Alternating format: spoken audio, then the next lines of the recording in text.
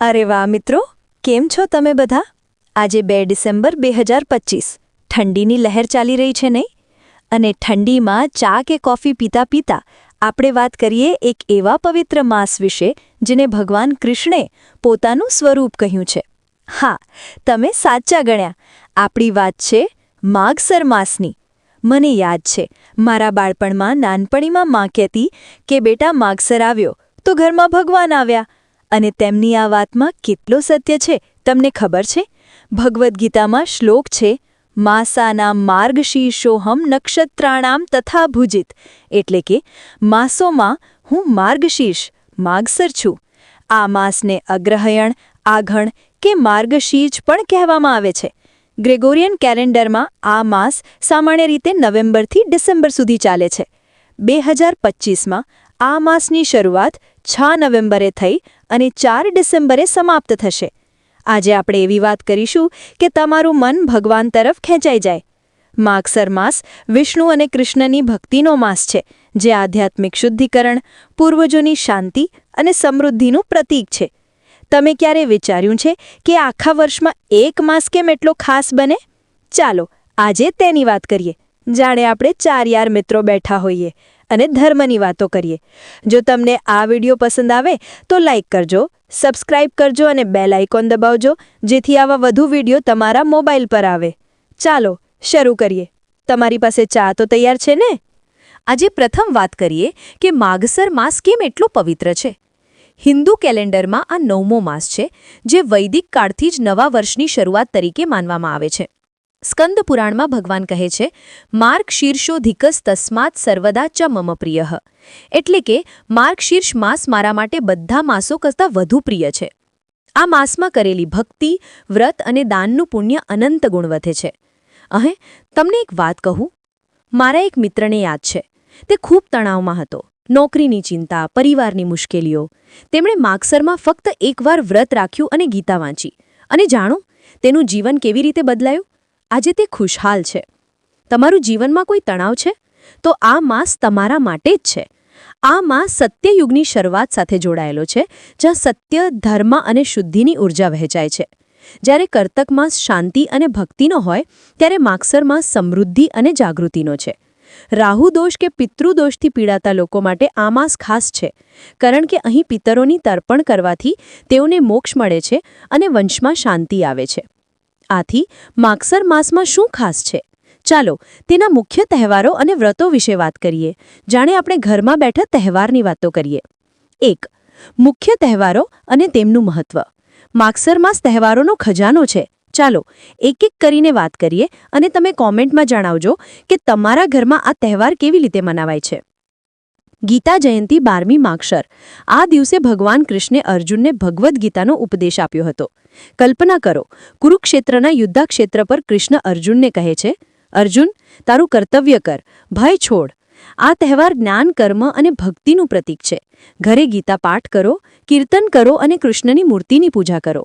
2025માં આ 18 નવેમ્બરે છે. આ દિવસે ગીતા વાંચવાથી જીવનમાં દિશા મળે છે. તમે ક્યારેય ગીતા વાંચી? જો ના, તો આજથી શરૂ કરો. હું પણ કરું છું.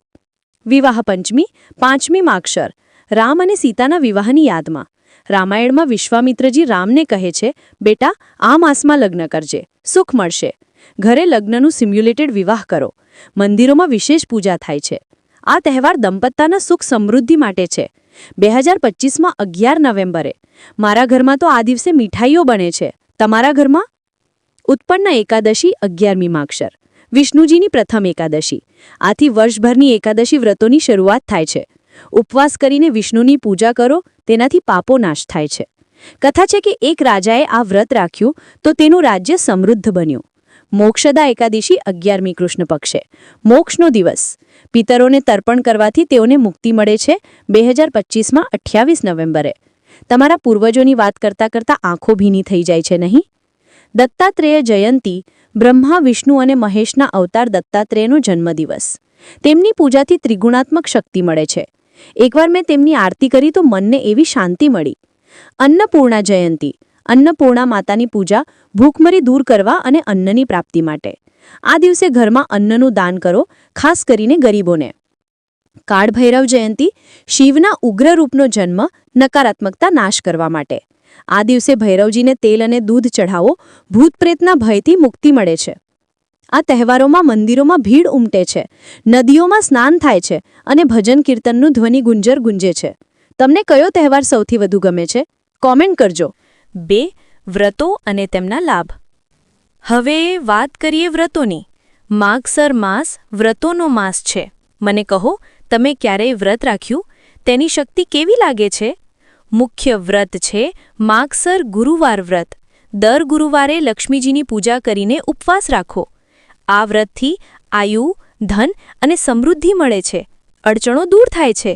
કથા છે કે એક ગરીબ સ્ત્રીએ આ વ્રત રાખ્યું.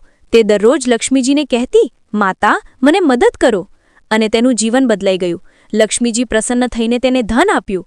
મારી માતા પણ આ વ્રત રાખે છે, અને જુઓ, ઘરમાં ક્યારેય અભાવ નથી. અન્ય વ્રતો.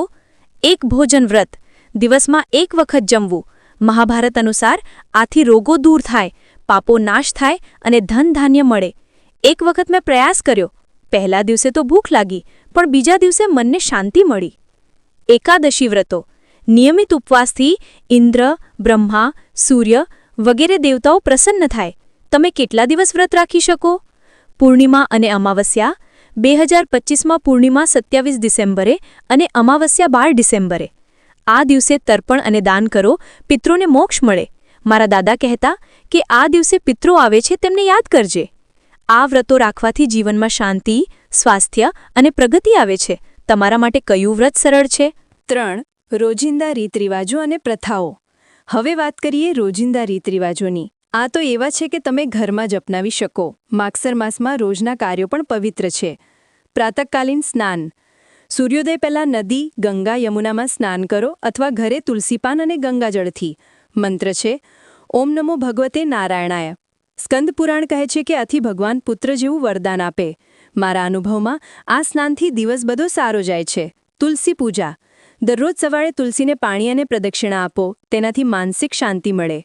તુલસીને કહો, માતા, મારા મનને શુદ્ધ કરો. દીવા પ્રજ્વલન.